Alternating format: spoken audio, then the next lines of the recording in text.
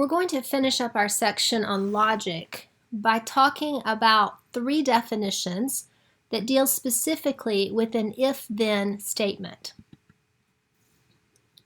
So we are assuming that our original statement is if P, then Q. And so what that means in terms of logical symbols is P, arrow, Q. We know that typically the if is first, and we would read this if P, then Q. So the 3 definitions that we have are the converse, the inverse, and the contrapositive. So the definition of the converse is if Q, then P. So what that means is, again, the if part would come first. So if Q,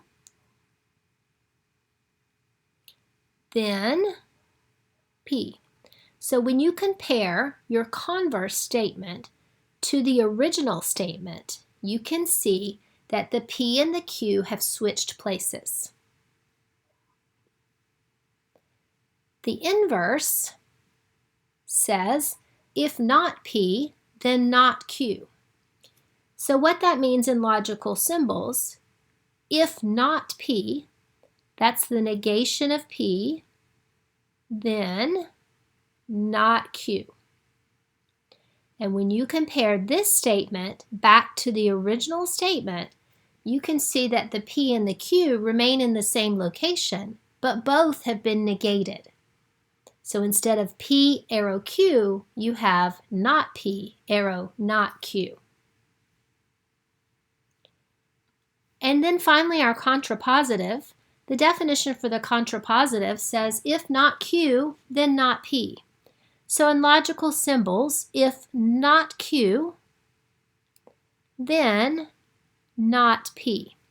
And when you compare this back to the original statement, you see that 2 things have happened. First of all, the Q and the P have switched places, and also both the P and the Q have been negated. So you want to keep in mind that when we're talking about the converse, we're switching the position of the P and the Q. When we're talking about the inverse, we're leaving the P and the Q alone, but we're changing the negation on both.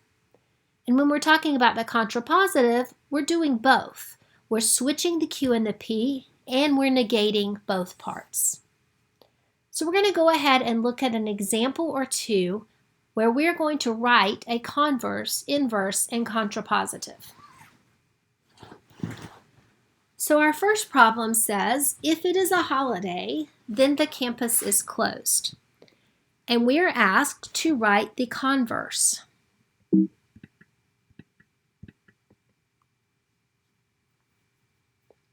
So as you remember, the converse is going to switch the position of the P and the Q. So instead of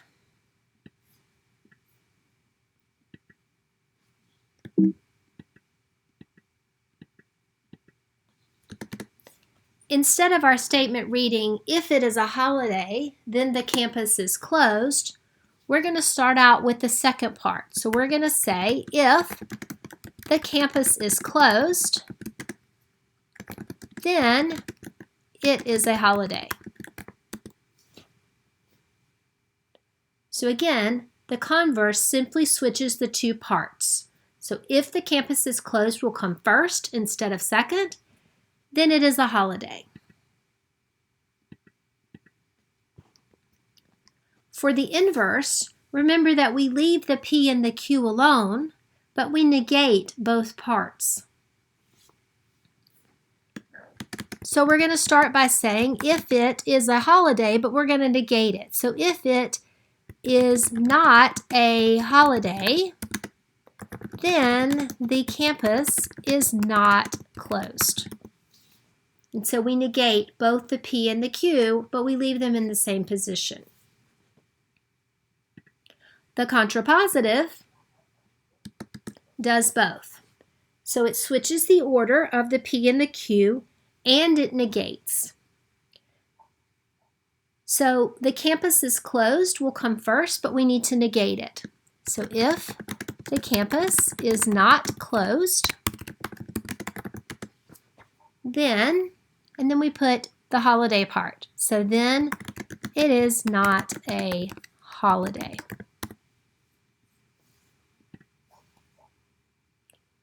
So again, the converse switches the P and the Q, so the two parts switch places. The inverse leaves them alone but negates both. And the contrapositive does both. It switches the position of the pieces and it negates both of them. Let's try one more. If an animal has 4 legs, then it is a dog. So we're going to begin with our converse. Remember that the converse switches the order of the two parts. So instead of starting with an animal having 4 legs, we're going to start with it is a dog. So we're going to say, if an animal is a dog, then it has 4 legs.